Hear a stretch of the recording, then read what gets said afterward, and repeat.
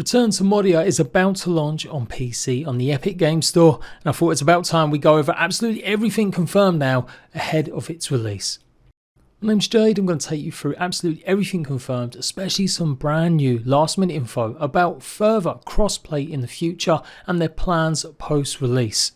I've got lots of guides incoming once the game is actually available, so please make sure you're subscribed, leave this video a like, and let's go. So of course it will be coming out on the Epic Games Store. It looks like it's going to be a period of exclusivity for at least a year before making its way to Steam and other platforms. You can check out when you may be expecting to play the game here. More or less 6 to 9 AM in the morning for the Americas, 1 PM till 3 PM for Europe, and 12 AM to maybe 2 AM for Australia and Asia. For console fans, you'll be bitterly disappointed to know that the planned PlayStation 5 version, which was meant to launch at the same time, has now been pushed back completely until December the 5th. That's also when you'll be able to buy it physically. Digital version will launch at the same time as the physical versions now on the 5th December. Xbox fans, you're going to have to wait until the early part of next year. No real reasons have been given why the Xbox is delayed, but many presume it could be to do with issues with the Series S, or PlayStation have paid for some form of exclusivity. The game's roughly $40 depending on where you are in your region and what platform, and it's promising 8-player co-op action on PC but only 4-player on consoles. That's one of the newest things that may have changed. In a brand new interview with WFT Tech, the lead developer has stated that they do plan to maybe look at increasing the player count on consoles in the future. So Lord of the Rings Return to Moria is a survival game. You will be going through procedurally generated caves and ruins as you try to reclaim Moria, recalling all the dwarves from across the land of Middle-earth to make Moria their home once more. Of course, it's set after the events of the Lord of the Rings that we've come to know and love either from the books or movies, where the dwarves have helped rebuild all over Middle-earth with the guidance of Gimli. He is the one that set you on this quest to restore Moria to its former glory. The procedural generation element will come in the form of what appears to be dungeon style or tiles, not just random caves everywhere, but preset tiles that will shift and change and be in different positions as you explore. So you'll always be able to eventually find a specific resting place of a famous dwarf, or perhaps a certain part of a mine, but it may be in a different type of location against much harder creatures along the way, or maybe even easier.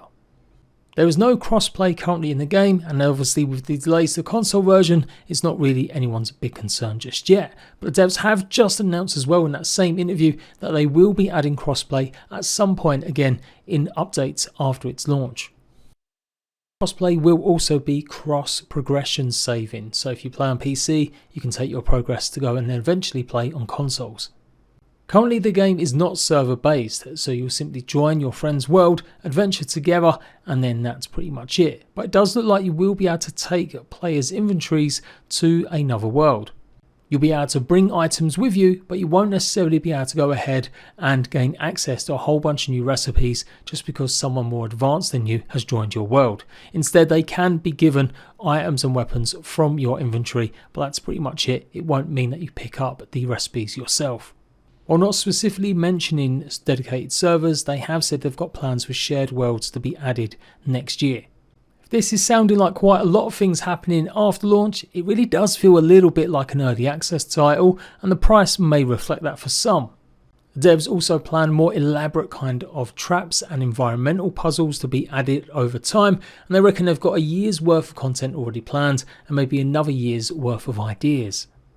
Character customization is a big part of the game, as is the lore and story. Creating your dwarf is going to be a very special, unique thing to you, and you'll have a choice of all different types of dwarves from across the realm. None of the choices you make though will affect the in-game, they're all just simply cosmetic. You can choose unique voices for your dwarf, and they'll also have their own language that they speak once amongst dwarves, or just common English when talking to others. Of course, the lore and the story is a big focus, with the events being based somewhat after what we all come to know. They can maybe have a little bit more license, but have taken very good note of the types of language that dwarves may have used, since there isn't actually a lot of it written in the Lord of the Rings history.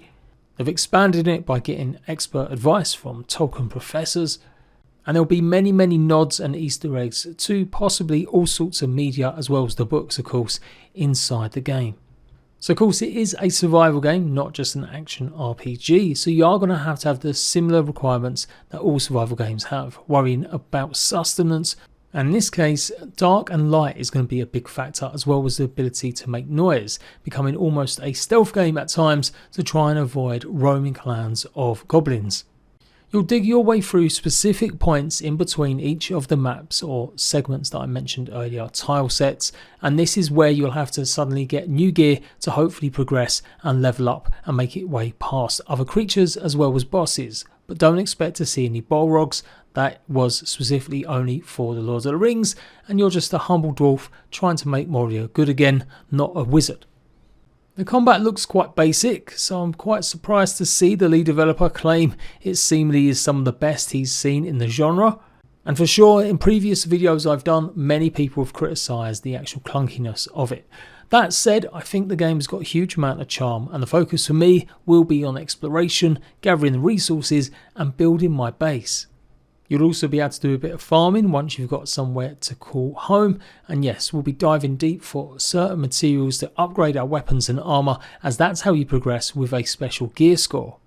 It does look like there's all sorts of ailments and elements that can give you negative and positive buffs, so having the right protection is crucial, and that's how you progress. There is no perk system in the game, it's all about what armour you're using and what weapons signifies what level you're at. You won't find types of loot in the game itself, instead recipes that will unlock better weapons and gear. It's estimated right now it would take around 40 hours to go ahead and complete the main storyline, as well as spend a good significant chunk doing side activities. And of course, if you're an avid builder, I'm sure you'll spend many more hours rebuilding Moria. To help you rebuild, you may want to destroy pretty much nearly all the ruins, and certain areas will be able to be dismantled and hopefully gather resources to rebuild how you want. Of course, there will be certain walls and structures that you won't be able to go ahead and mine, but there certainly will be a lot more than you think in terms of the ruins that you can completely obliterate if you really want to. It's also a case of finding other people in the Dwarven mines that you may not expect to see.